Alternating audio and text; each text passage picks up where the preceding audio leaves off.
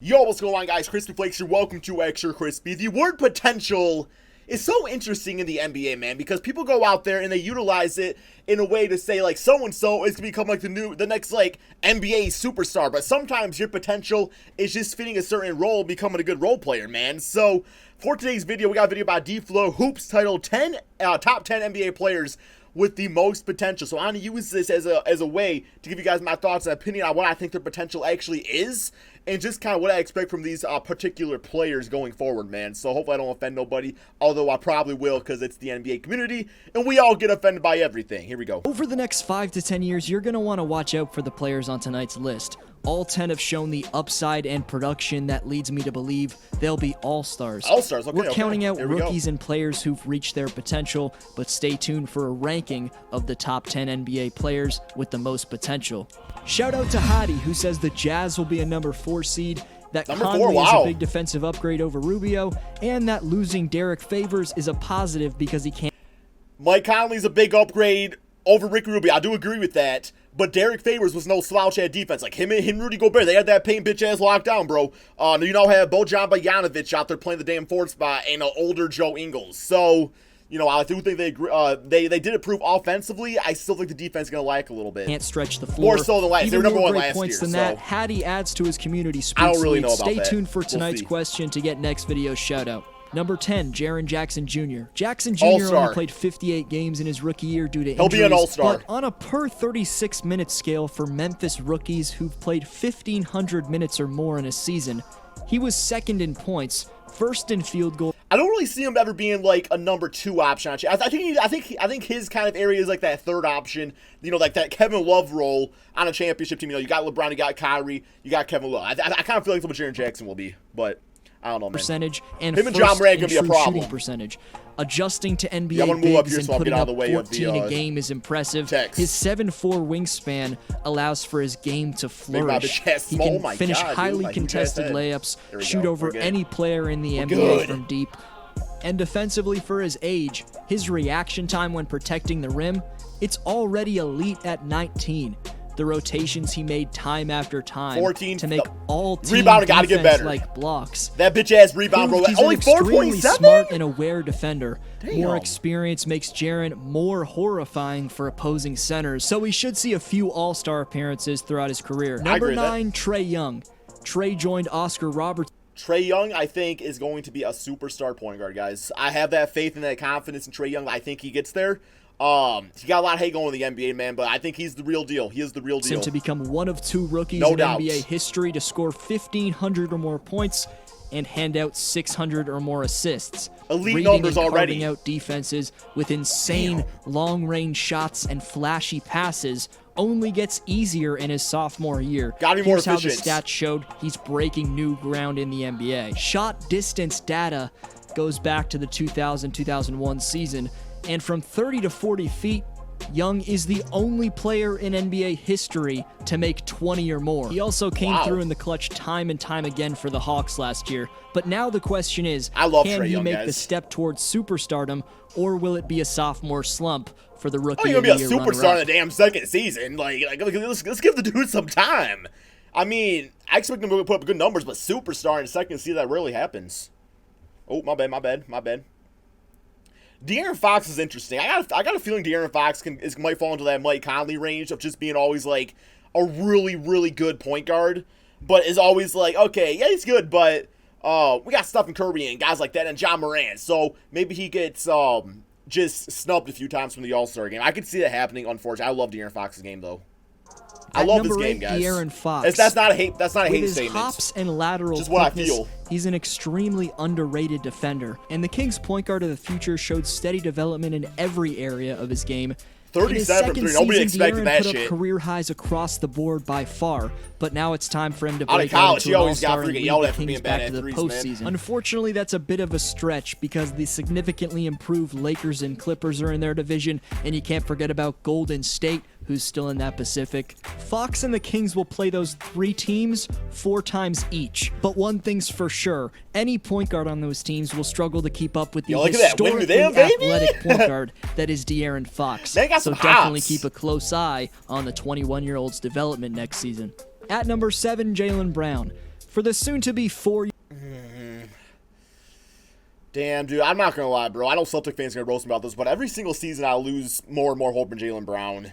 I could see him making an All-Star team eventually if he really puts it all together, but I see borderline All-Star, man. I see a really solid shooting guard, but I don't know if I see All-Star, but he's still really young, so I don't know, man. Year pro at age 22, Brown's 2018-19 campaign was a repeat of the season prior in terms of scoring and efficiency. A big reason he failed to take the next step following a sophomore year of improvement was out of his control. With Hayward returning from injury last year, Brown's minutes dropped off by 5 per night, and that stunted his development. Sorry, guys, check a change of scenery is where we see though. Brown's game come together. The combination of his beastly quick drives and shooting mechanics is too good to be denied. In Boston, there's a ridiculous logjam at small forward. His value is at its highest right now. That's a good point. I think the same thing with Jayson Tatum and Jaylen Brown kind of equate to each other. It's like they were both good like for one season, then like last year they just both kind of went down a little bit because of Kyrie. So I got to see how they play with Kemba. I don't think Kemba and Kyrie, like, there's not like a big difference stat-wise and like play style-wise, but I do think, man, that Kemba will kind of take a step back for these young bloods a little bit. There's a lot the Celts could get for him, and it's best for both sides they make a move. Number 6, Caris LeVert. He goes from playing next to D'Angelo Russell to another All-Star in Kyrie. He's got to embrace his role. Lulls you to sleep he can be with an his All-Star ball eventually. handling and craftiness. Then he'll use his Barring speed injury. and then hops to just embarrass you. After breaking his leg earlier last Horribly season, injury-prone his player, at-the-time breakout scoring season came to a halt. After averaging nearly 20 in October and November, it was tragic for LeVert and the Nets. It's not the He first came time, back though. and wasn't the same at all, but then in the playoffs, he came back to average over 20 on an impressive 48% shooting. That's unbelievable. The 24-year-old also shot 50% from deep in 5 playoff games versus Philly, and given that shot is only getting better, this could be an unstoppable scorer either this upcoming season or the next. Number 5, Jamal Murray. Stars are made in the play. The man already got his max contract, so we better become a max player. So that's all I'm going to say about Jamal Murray. Don't be a victim of a bitch-ass contract. Not that he'll ever be that, because he already is a good player, but still, he better start playing like a damn star, when defenses tighten and coverage broadens. Jamal Murray did an extremely solid job in his first trip there, upping his scoring from 18 to 21 from the regular season. He's grown every year playing point guard in Denver. Now entering his 4th year already, he's got a ton of experience, work on efficiency also. Yet he's still 22 years old. As he continues to get better, Nikola Jokic will have more and more scoring relief next to him. Murray's a more than legit second option for the Nugs. Number 4, Pascal Siakam, Toronto's new top scorer. Siakam's good. I like Siakam. Raptor fans always think I'm just destroying their team when I say that. I don't think Pascal Siakam's number 1 option. He could be number 1 option, but your team ain't gonna win the championship. Like, I loved him alongside Kawhi Leonard. It was just such a perfect fit there, man. And that's how I see him, as just an amazing second option. But if you want to build your team around Pascal Siakam, I just don't see it. I just don't. I don't know, man. But I'm not trying to hate. It's just kind of what I feel. After Kawhi got the chip and dipped is Pascal Siakam. Just like Leonard, he can take over games both offensively and defensively. He definitely has the most two-way potential of anyone on tonight's list. It's evident that Pascal only started playing basketball at age 16 because every season he comes back with got a beautiful form, new though, and man. That jump shot's abilities. beautiful. First, he added a handle. He's become consistent from deep and made that shot in the biggest moments. Most notably, 3 of them to close out the Warriors in Game 6 of the finals.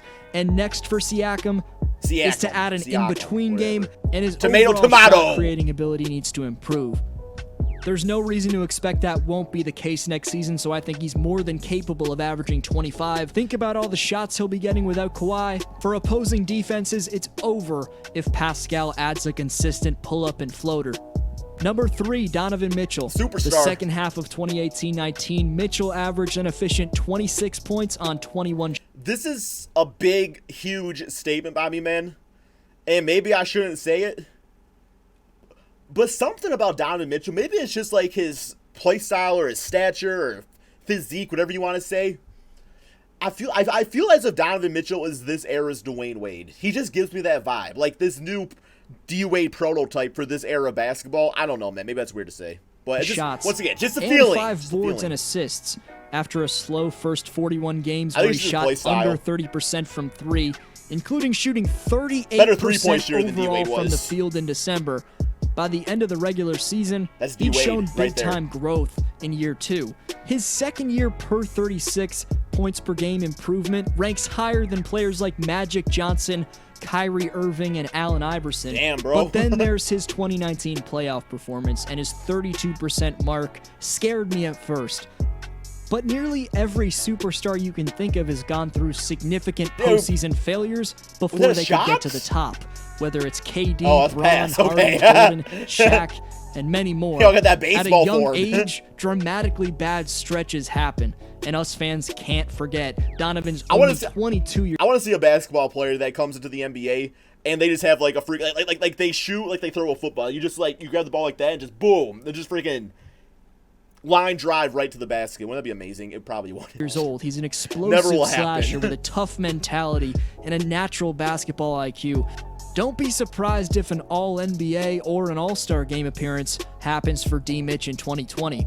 At number 2, Jayson Tatum, superstar who potential. holds down the power forward spot for Boston, assuming Hayward returns to the starting lineup. He's another few months removed from his tragic injury, so Gordon should be ready for a full workload. Tatum at the power forward will probably see to open games for Boston.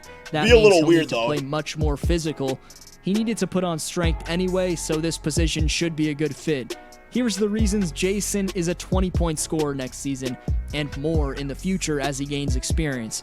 His special combination of ball handling and length gives him unlimited upside in one-on-one situations, and his springy hops and deadly deep range shooting complete his repertoire. Got some damn All-star cockiness. Kemba and legit options Jaylen Brown, post-up beast Enes Kanter, and hopefully a more useful Hayward will take a good amount of defensive pressure off Jayson. Now it's time for him to help lead the Celtics back to the East Finals. Before the coveted number 1 spot, some quick honorable mentions. Wendell Carter Jr., Fred VanVleet Sr., Zach LaVine, Giannis, which could be surprising, but recently he said himself that he's only at 60% of his full potential. I don't believe that. DeJounte Murray, Brandon Ingram, OG Anunoby, Kevin Huerter, Dennis Smith Jr., Shai Gilgeous-Alexander. You better say Luke Kennard.